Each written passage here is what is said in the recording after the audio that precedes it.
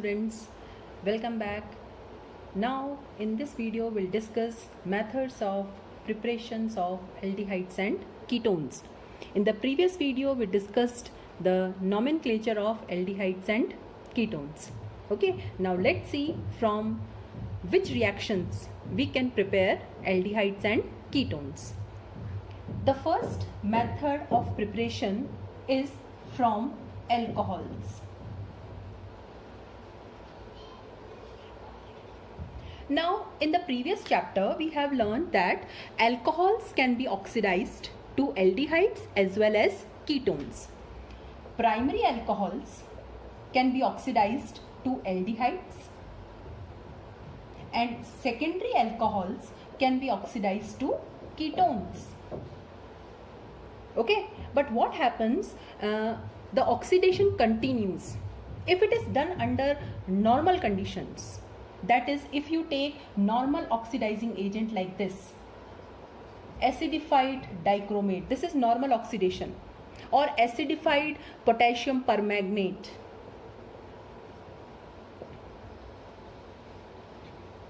So if oxidation is carried out under normal conditions, these are the most common oxidizing agents we use, then what will happen? Aldehydes and ketones will be further oxidized to carboxylic acids. Okay, so primary alcohols on oxidation first form aldehydes and finally carboxylic acids. Secondary alcohols after oxidation they first form ketones and finally carboxylic acids. If we use acidified dichromate or acidified permanganate.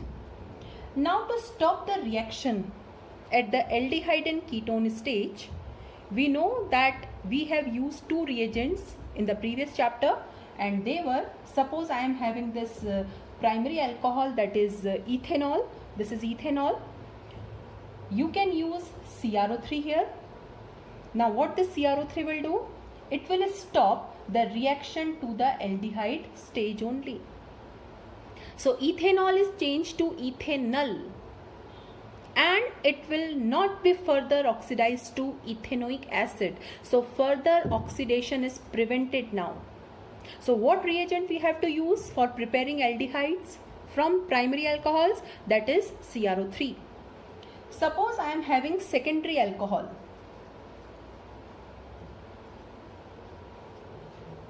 Again I will use CrO3 here, and that secondary alcohol will change to ketone.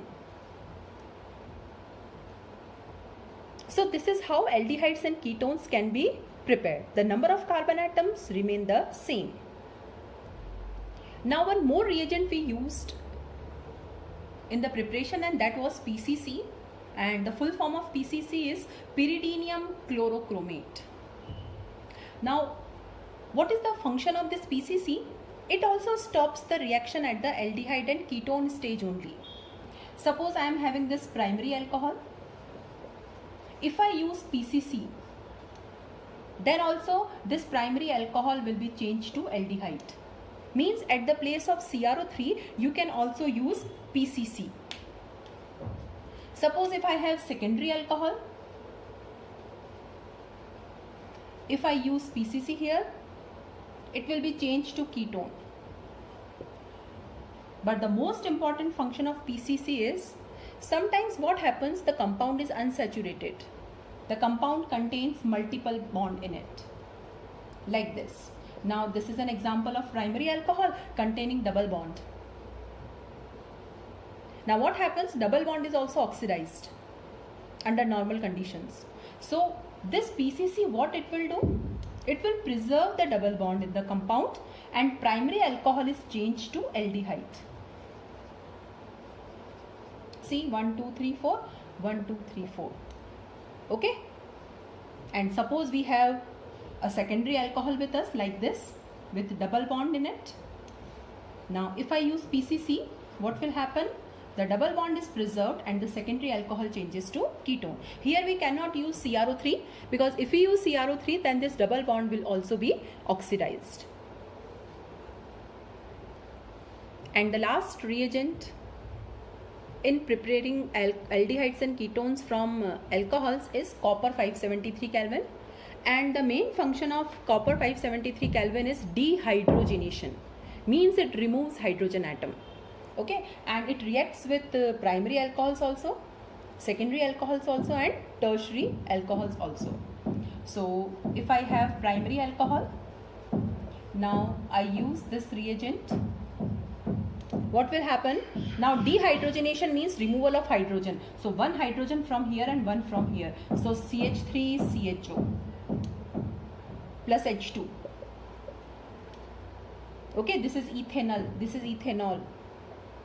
Suppose if secondary alcohol is there with us, again copper 573 Kelvin. Now one hydrogen from here and one from here. So I will get ketone plus hydrogen. And if I am having tertiary alcohol,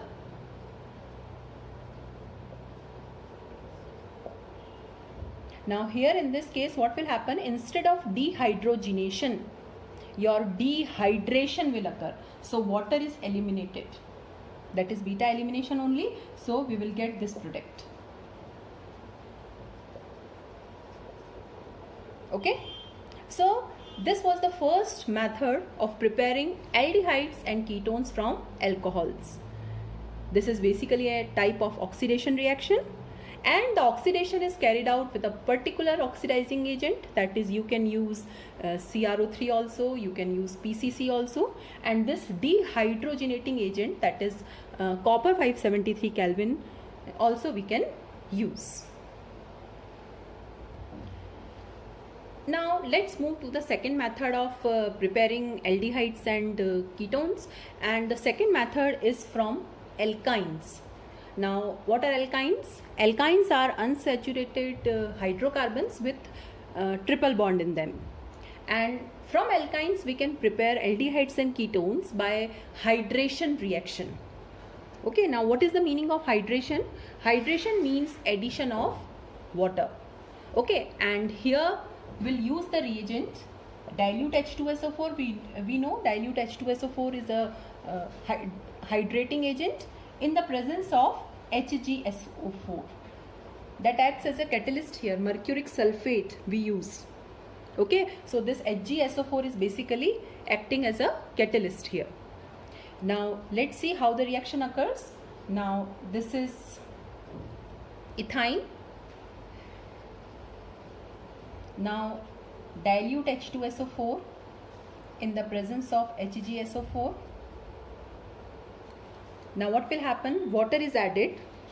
Now since triple bond is there, okay, so two pi bonds are there, so addition will occur two times.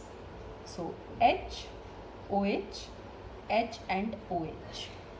Two times the addition will occur. And how the reaction will occur now? Now this is CH3 single bond. Now to this CH, two OH are attached.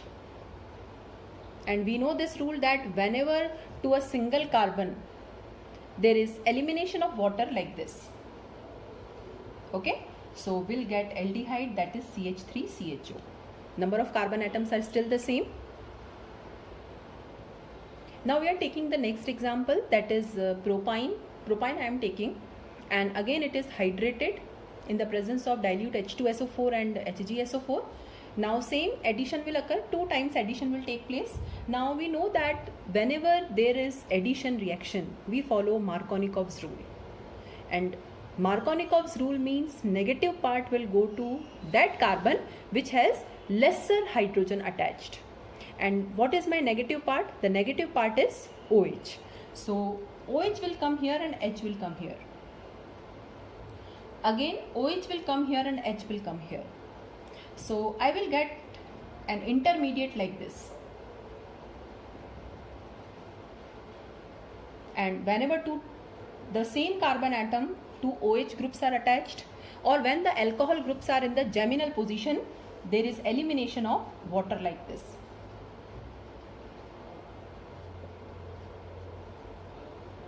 So what I will get? I will get ketone, that is acetone. So from alkynes also we can prepare aldehydes and ketones both. The next method of preparing aldehydes and ketones is from alkenes, and this method is better known as ozonolysis. This we have learnt in 11th class also, and this is a very important method for preparing aldehydes and ketones. Now let's see how ozonolysis occurs. This is my first alkene, that is ethene. Ozonolysis means addition of ozone. Okay.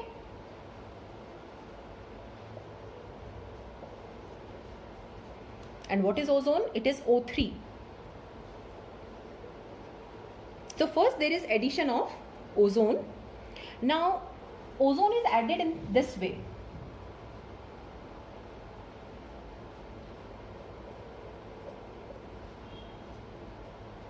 Okay.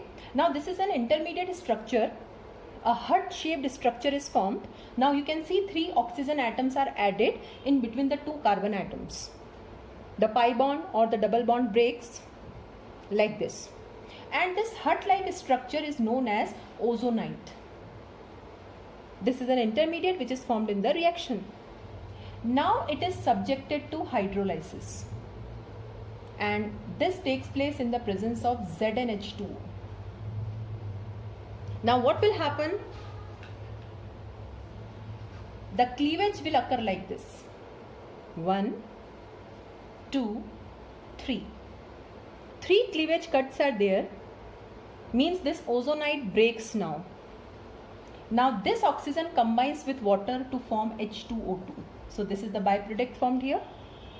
Now one cut is like this, that is CH2O. So one CH2O is formed. Another cut is like this, means another CH2O is formed. Now what is CH2O? Ozonolysis gives only aldehydes and ketones. It is not possible to have a ketone of 1 carbon atom. So definitely this CH2O is HCHO. Okay, so what is formed as a result of ozonolysis of ethene? That is formaldehyde. Now let's take few more examples. The next alkene I am taking is propene. Now ozone is added. So first I will make that hut-like structure.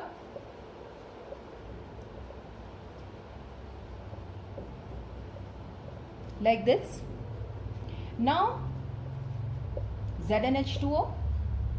The 3 cleavage cuts, 1, 2, 3. And what I will get? CH3CHO. CH3CHO you can see, and from the another cut I will get this HCHO and plus H2O2. So I am getting a mixture of 2 different aldehydes. One is acetaldehyde or ethanol, and the second is methanol or formaldehyde. Now till now we have prepared only aldehydes. So let's take the example of a branched alkene. Now what is the IUPAC name of this compound? It is 2-methylpropene. First ozone is added. Now make a hut-like structure like this. The 3 oxygen atoms are added in this way, okay, between the 2 carbon atoms containing the double bond. Okay, take care in making the ozonide of this branched alkene. Now it is subjected to hydrolysis. So ZnH2O. Now 3 cleavage cuts, 1, 2, 3. So what I will get? Now one is CH2O, means one I will get HCHO. Now see this compound. This compound is CH3CCH3 like this. And to satisfy the valency of carbon, double bond O, means it is your acetone, or you can say it is your propanone. Now sometimes in the board examination we get questions like this also, that complete the following. The first reaction is with ozone and the second reaction is with ZnH2O. Then directly we have to write the product. So instead of making the ozonide and the subsequent hydrolysis or breaking, we can also write the products directly. Now how it should be done? Now it's very simple. This technique is very simple. Break this double bond, 1O this side and 1O this side. Okay, no need to make the ozonide, okay, intermediate breaking, no confusion is there. Simply break the double bond, one O this side and second O this side. Now you can easily see the products. This is my first product, and the second product is also the same, that is 2 molecules of propanol. Likewise, let's practice one more example. Break this bond, one O this side, second O this side. Okay, so one product will be CH3CHO, and the second product you can see it is acetone. And remember one thing, the products of ozonolysis are always aldehydes and ketones only. Ozonolysis of alkenes, okay, with a single pi bond gives only aldehydes and ketones.